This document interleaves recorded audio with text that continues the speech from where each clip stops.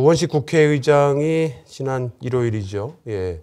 개헌 관련 기자회견을 했는데요. 후폭풍이 만만치 않습니다. 네. 논란을 낳고 있는데 알아보니까 민주당의 지도부하고는 전혀 상관없이, 뭐 상의도 없이 우원식 국회의장 단독으로 개헌에 관련된 특별 담화를 발표한 것으로 보입니다. 혹시 뭐 민주당 내에서도 그런 얘기를 들은 바 있었나요? 아니요, 전 전혀 못 들었고요. 네. 특별 담화를 한다라고 이제 사전에 예고는 하지 않았습니까? 보도자료하고 뭐 이렇게 해서. 그래서 뭐 개헌 관련해서 무슨 얘기를 하시려고 하나 뭐 궁금해하기는 했지만 저렇게까지 깊숙하게 이야기가 나갈 거라고 예상한 사람은 네. 거의 없었을 것 같습니다. 네. 네. 자, 그런데 그 윤석열이가 파면되던 4월 4일 날 바로 이 사람들이죠. 정대철, 뭐 다 아시는 유명한 정치인이었던 사람입니다. 김무성, 손학규, 정운찬, 이낙연 이런 사람들이 좀 모여가지고 한 자리에서 대선 선거일에 개헌 국민투표를 동시에 하자면서 차 간담회를 했다고 합니다. 그런데 저 자리에 축사를 누가 했느냐? 우원식 국회의장이 축사를 한 거예요. 저 자리에서요? 네네. 네. 국민이 밖에서 목척이 터져라 탄핵을 외치던 그 시간, 그때에 저들이 저렇게 다 함께 모여서 개헌을 논의했다는 것 자체가 좀 너무 문제가 심각한 거 아니겠습니까? 그래서 사실 뭐 어찌 보면 뭐 민주당이나 또 민주진영의 과거에 어른이셨던 분들도 많이 계신데 그 조금 뭐 이제 저는 대선배님들이니까 뭐라고 말씀드리기도 좀 그렇지만 그렇죠. 국민들이 그 눈비를 맞으면서 밤을 새가면서 싸울 때 정말 원했던 게 무엇인지에 대해서 전혀 공감하시지 못했기 때문에 저런 게 나오지 않았나 싶습니다. 자, 우원식 국회의장님 혹시 저희 방송 보고 계시면 좀 묻고 싶은 게 있습니다. 개헌을 하려면 민주당 단독으로는 할 수가 없지요. 없습니다. 예, 국민의힘과 협상 테이블에 앉아서 60일밖에 남지 않은 60일도 이제 안 남았습니다. 60일도 채 안 남은 시간 동안에 2달도 안 되는 시간 동안에 개헌에 관한 협상을 하라는 얘기신데 국민의힘이라는 정당은 이 내란 공범 정당입니다. 그렇죠? 내란 공범 정당이기 때문에 대한민국에서 사라져야 할 정당이거든요. 그리고 전혀 지금 반성도 없습니다. 그렇죠. 그리고 그들 대부분이 아마 감옥을 갈 것으로 추정이 됩니다. 그런 사람들과 함께 협상 테이블에 앉아서 개헌을 하라. 이게 과연 가당키나 하신 얘기인지 좀 되묻고 싶습니다.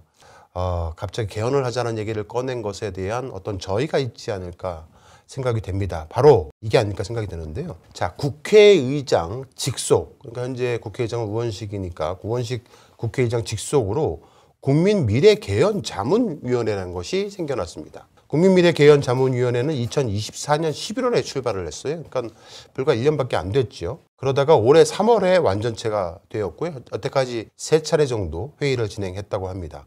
이 3차례의 회의에서 했던 내용들이 헌법에서 대통령의 국가 원수 지위를 삭제한다 라는 얘기를 했다는 거예요. 그 다음 게 되게 중요합니다. 국무총리 임명권을 대통령이 아닌 국회로 바꾼다는 겁니다. 자, 여기에 앉아 계신 분들 면면을 한번 살펴보시기 바랍니다. 어디서 많이 본 사람들의 얼굴이 보이지요? 이 사람들이 모여서 회의를 했는데 국무총리 임명권을 대통령이 아닌 국회로 바꾼다라는 겁니다. 그리고 총리가 대통령의 명을 받아서 행정각부를 통할한다. 이게 말이 좋아서 총리가 대통령의 명을 받아 행정각부를 통할하는 것이지 바로 내각제를 하겠다는 뜻입니다. 자, 현재 국무총리는 국회의 동의를 얻어서 대통령이 임명을 하지만 국무총리를 국회가 임명을 하게 되면은 이 또한 대통령의 권한이 대폭 축소될 수밖에 없습니다. 즉 허수아비 대통령이 될 수밖에 없는 겁니다. 자, 이것은 대통령과 총리의 업무 영역을 구분하는 이른바 이원 집정부제. 이게 한마디로 내각제입니다. 이원 집정부제는 대통령이 외치, 즉 그 외교, 통일, 국방만 하라는 거고 총리가 내치, 경제, 사회를 맡는 방식을 뜻합니다. 열린공감TV는 개헌 세력에 관련돼서 어느 매체보다도 아주 오래전부터 이 문제를 지적해 왔습니다. 그래서 오늘 그 내용에 대해서 좀 더 심도 있게 얘기를 해보려고 하는데요. 자, 작년에 저희가 경제상설전 또 취재공책 등을 통해서 내각제 음모 세력에 관련된 방송을 한 바 있습니다. 충격 제보, 2년 반만 하겠다고 약속하면은 윤석열에게 대통령을 시켜주겠다라는 기득권 세력이 있다는 네. 것에 대해서 증거를 토대로 해서 보도를 한 바가 있었는데요. 무려 2022년 3월 21일로 되어 있죠. 굉장히 오래전입니다. 2022년 3월 21일 날 저희가 취재를 통해서 작성한 글인데 취재 공책을 통해서 보도를 한 바 있습니다. 지난 2022년도에 네. 윤석열이가 대통령에 올랐지 않았습니까? 그 전에 검찰총장 시절에 윤석열은 네. 문재인 정부의 검찰총장이었습니다. 예. 그리고 소위 말하는 보수 세력에서는 네. 윤석열을 굉장히 저주하던 시기이기도 했습니다. 왜냐하면 박근혜를 구속시켰던 사람이기 때문에. 네, 네. 그런데 갑자기 그랬던 윤석열이가 보수 세력의 아이콘이 됩니다. 보수의 아이콘이 되는 거예요. 예, 예. 말이 안 되잖아요. 아, 예. 근데 갑자기 보수의 아이콘이 되려면은 어느 정도 윤석열을 띄워주기를 해야 된다. 뒷배들이 있어야 그렇죠. 된다는 말씀이죠. 그 띄워주기 역할을 어떠한 세력이 했는데 네. 바로 돈. 아, 돈으로 예. 그 세력들이 윤석열을 보수의 아이콘으로 만들어줬다라는 당시 그 제보자 K의 예. 이야기를 재연을 통해서 방송을 했던 거였습니다. 그 당시에 그 기득권 세력이 윤석열과 약속했던 거는 2년 반만 대통령을 하고 내려온다고 약속을 해라. 아, 그리고 내각제를 하겠다고 해라. 예. 그러면 뭐 너를 대가가 없는 돈은 없는 그렇죠. 거니까. 그러면 너를 네. 대통령으로 만들어줄게. 네. 그때 윤석열이가 그 미끼를 문 겁니다. 아, 그렇게 예. 해서 대통령이 오른 겁니다. 예. 그런데 막상 대통령에 오르고 나니 이게 화장실 들어갔다고 나올다고 생각이 네. 달라진 거죠. 네. 왜 나한테만 2년 반을 하라고 하느냐. 나도 5년 더 할 수 있지 않느냐. 심지어 계엄을 통해서 예. 국지전을 통해서 혹은 전면전을 통해서 영원히 자기 와이프까지 대통령을 해 먹으려고 했다가 예. 그 기득권 세력에 의해서 또 철퇴를 맞았다는 얘기도 있어요. 자, 그래서 그 당시에 네. 제보자 K의 얘기를 들어보도록 하겠습니다. 뭐니께 돈도 많은 놈이 대권을 쟁취한다는 말은 잘 알고 계실 겁니다. 가만히 복귀해 보세요. 지난 대선 때 이재명 후보에 대한 홍보물을 쉽게 거리에서 볼 수 있었습니까? 아마 거의 윤 후보 걸로 도배되어 있었을 겁니다. 왜 그랬을까요? 의원수는 민주당이 훨씬 많아서 더 많은 정부 보조금을 받았는데도 왜 그랬을까요? 정치에 관심 없는 사람들이 정치 구원여층보다 훨씬 많습니다. 그 사람들은 그냥 홍보물에 의존합니다. 그래서 돈 많은 자가 대권에 이긴단 말이 있는 겁니다. 우리나라는 기득권들에 의해 오랫동안 운영되어 왔습니다. 정치인, 대통령이 할 수 있는 일은 한계가 있습니다. 지난 대선 당시 윤 총장은 문재인 정부의 검찰총장이었습니다. 그런 사람이 어떻게 하루아침에 보수 진영의 후보가 될 수 있었을지 생각을 해보셔야 합니다. 방금 말씀드린 것처럼 지난 대선은 이제 우리나라의 초거대 기득권 세력이 예. 대통령을 만들어낸 것이다. 이렇게 제보자 K는 주장하고 있습니다. 그 당시에 이 제보자 K는 소위 말하는 이명박, 박근혜뿐만 아니라 민주진보 진영에서의 후보도 우리 기득권 세력이 대통령으로 만들어줄 수 있다라고 주장을 했다고 합니다. 그때 보도했던 또 제보자 K의 얘기를 계속 들어보도록 하겠습니다. 대한민국이 여전히 진보니 보수니 진영 타령하는 거 그거 다 그 세력이 돈과 권력으로 만들고 유지하는 겁니다. 그렇게 진영 싸움으로 보수 진보로 갈라놔야 자신들의 기득권을 유지할 수 있기 때문입니다. 이명박은 기득권 세력 그들 이너서클에 있던 인물입니다. 그래서 머니 게임을 통해 대권을 쟁취한 겁니다. 박근혜도 마찬가지입니다. 모두 기득권이 돈으로 밀어준 거예요. 그럼 문재인은 어떻게 됐냐? 역시 돈을 밀어준 세력이 있었습니다. 이명박 박근혜를 만들어낸 그 세력이 당시 문재인을 밀었습니다. 그 꼭대기에 홍석현이 있습니다. 저희가 3년 전에 보도했던 내용을 다시 들어보니까 새롭네요. 예. 네. 윤석열이라는 사람이 하루아침에 또 보수 진영의 아이콘이 되고 대통령이 될 수 있었던 이유가 다 있다는 겁니다. 그 얘기에 관련돼서 얘기를 하면서 이제 홍석현이라는 얘기를 했었는데 저희가 얼마 전에 또 생방송을 통해서 네. 이른바 얘기했던 삼극회, 삼극회의 한국 대표 주자가 이제 홍석현. 그 사람들이 이제 이기도 보수의 합니다. 킹메이커들인가요? 그렇죠. 네. 제보자는 또 작년 10월 16일 날 취재 공책을 통해서 언급했던 지난 2020년 윤석열 검찰총장이 수상한 자신의 생일 환갑잔치를 한 적이 있었습니다. 네. 그때 당시 검찰총장 이제 후반기였는데 대선에 출마할까 말까를 저울질하던 때였거든요. 예. 아크로비스타에 살았었죠. 예. 아크로비스타에서 대검 이제 후문을 가게 되면 바로 코앞입니다. 네네. 아크로비스타 나와서 예. 후문 쪽으로 딱 들어가면 바로 이제 대검으로 들어갈 수 있었거든요. 네네. 그런데 그날 윤석열의 환갑잔치를 하는 날 삥 돌아서 정문 쪽으로 갑니다. 아, 그날만 정문으로. 그날만 예. 정문 쪽으로 가는데 정문 쪽으로 가서 내려라 입구에서. 그러면 너에 대한 생일 환갑잔치를 누군가가 해줄 것이다.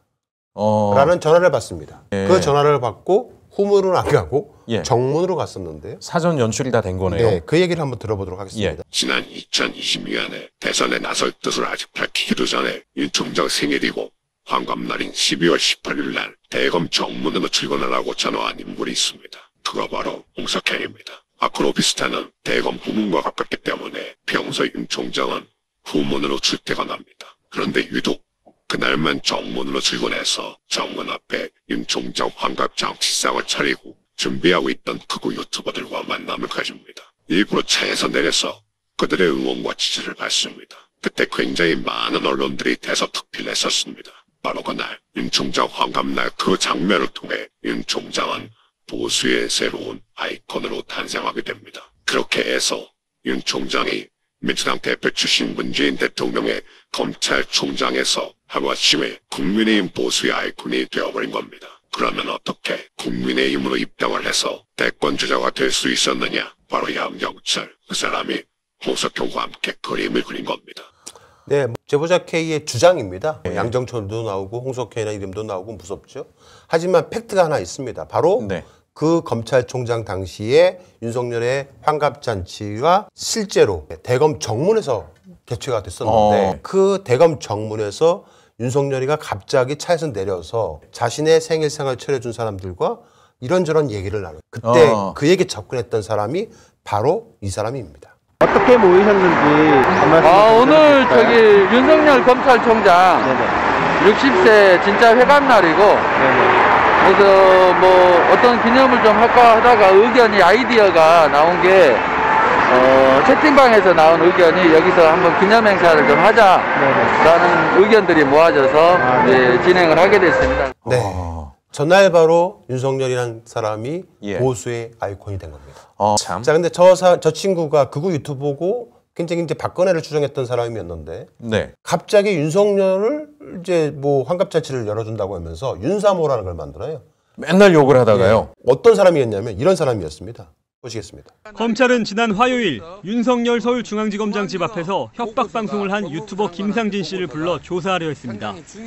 하지만 김 씨는 출석을 거부하고 검찰청 앞에서 회견까지 했습니다. 웃자고 찍은 김상진의 영상을 문제 삼아 수사하는 것은 명백한 편파 수사입니다. 자신을 수사하는 게 적절한지 심의를 해달라고도 했습니다. 하지만 검찰은 정당한 사유가 없는 소환 불응으로 보고 어제 자택 앞에서 김 씨를 체포했습니다. 윤석열 서울중앙지검장 시절에는 네. 그 윤석열의 집 앞에 가가지고 계란 2개를 들고 협박을 하던 사람이었거든요. 그런데 어느 날 갑자기 얼굴을 바꿔서 하루아침에 태도를. 윤사모를 만들고 예. 이렇게 참 진짜 나쁘고러워서 진짜 저렇게 할 수 있을까요? 아이고 지난 대선 때 저도 윤사모에 고발당했습니다. 아 그래요? 명태균 씨가 굉장히 네네. 핫하지 않습니까? 예. 그 명태균 씨에 관련돼서도 얘기를 한번 해봅니다. 들어보시겠습니다. 요즘 화제되고 있는 명 박사. 그 사람 문재인 대선 시절 문재인 캠프에 있었습니다. 아는 사람은 다 압니다. 더군다나 여론 활성화팀 위원장이었어요. 그런 사람이 지난 대선에 왜 갑자기 윤석열 후보 쪽에서 일할 수 있었겠습니까? 누가 그를 윤석열 후보와 김 여사에게 연결해줬다고 생각하십니까? 바로 홍석현의 지시를 받은 양정철입니다. 윤석열 대통령은 문재인 2기입니다. 다음 대권은 이재명이 쟁취할 수 있다고 생각하십니까? 어림없습니다. 그 기득권 세력의 꿈은 오로지 일본식 의원 내각제입니다. 홍 회장이 윤 총장과 했던 약속이 있어요. 2년 반만 해라. 그리고 내려와라. 제왕적 대통령제를 끝내고 의원 중심의 내각제를 하겠다고 2024년 1월 신정연설에 발표를 하면 훗날 보장했다는 안전보장 약속을 했었습니다. 감옥이 아니면 대권이라는 테러가 없었던 윤 총장 부부 입장에서는 그 약속을 받을 수밖에 없었습니다. 가만히 보세요. 2023년까지만 해도 JTBC 소속기 그룹 싹 다 모가지 날라갔습니다. 엄청난 직원들이 해고됐어요. 그리고 2023년 12월까지만 해도 윤석열에 대한 수사무마 의혹을 제기한 JTBC가 외국 보도를 했다고 사과하는 청구까지 벌였습니다. 그런데 요즘 어떻습니까? 뉴스를 보면 제일 먼저 보도하는 게 윤석열 팀에서 보도가 제일 먼저입니다. 그걸 누가 지시하고 있다고 생각합니까? 약속을 깬 거예요. 윤석열과 김 여사가 약속을 깨버려서 홍 회장이 양호하던 겁니다. 이제 보세요. 본격적으로 개헌을 얘기하는 세력들, 국회의원들이 생겨날 겁니다. 그게 그들의 꿈이거든요. 뭐 오늘 처음 보시는 분들이 있으신 듯 싶은데요. 굉장히 오래전에 저희가 방송을 했었던 얘기를 다시 들려드리는 겁니다. 이른바 탄핵 정국의 공중파 중에서 MBC 못지않게 활약을 했던 매체가 JTBC입니다. 예. JTBC는 중앙홀딩스 그룹의 산하의 매체이기도 하고요. 중앙홀딩스의 회장이 바로 홍석현 씨입니다. 문재인 정부를 우리가 만들었다라고 믿고 있는 초거대 기득권의 삼극회, 삼극위원회의 최선방 앞에 있다라는 홍석현 씨. 이 홍석현 씨가 실질적인 모든 일을 진행하고 있다는 얘기가 들리고 있는데 저희가 좀 알아본 바에 의하면 이 삼극위원회의 뒷받침을 해주고 있는 실행인이 있습니다. 그 실행인은 홍석현 씨가 아닙니다. 누군가요? 바로 홍석현의 동생 홍석조라는 사람입니다. 홍석조라는 사람은 현재 BGAP 그룹의 회장이기도 하고요. 과거에 검찰 출신이었습니다. 법무부 검찰국장을 했었고 광주고검장 출신이기도 합니다. 이른바 안기부 도청록에서 삼성으로부터 떡값을 받아서 검사들에게 전달한 것으로 거명됐던 홍석조 광주고검장. 이제 좀 알 것 같습니다, 대표님. 저는 이제 제일 궁금했던 게 윤석열 검찰 정권이잖아요. 근데 윤석열을 공격할 수 있는 내용의 검찰발로 보이는 다양한 정보들이 JTBC로 어떻게 흘러나갈까? 다 루트가 있겠죠. 네. 그냥 딱 저 열린광 TV는 우원식 국회의장의 개헌 논의에 대해서 환영합니다. 다만 요것만 하자고요. 딱 요것만. 첫째, 4+4 좋습니다. 대통령 중임제 그것만 하자고요. 둘째, 5.18 정신을 헌법 전문에 반영하는 겁니다. 그것만 하자고요. 셋째, 대통령의 계엄권 발동 요건을 좀 강화하자고요. 그것만 하자고요. 요 세 개만 하면 됩니다. 그러면 저는 언제든지 오케이.